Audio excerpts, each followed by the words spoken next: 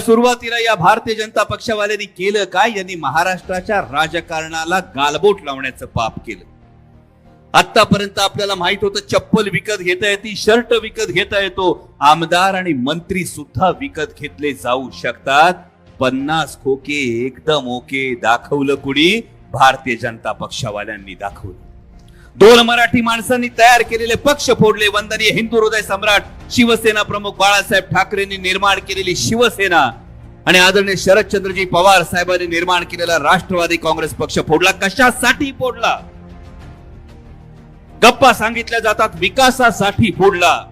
पण मग प्रश्न विचारावासा वाटतो, 2014 साली हेच भारतीय जनता पक्षवाले गळ्यात टाळ घालून टाळ कुटत हिंडत होते. सोयाबीनला 7,000 भाव द्या सांगत होते.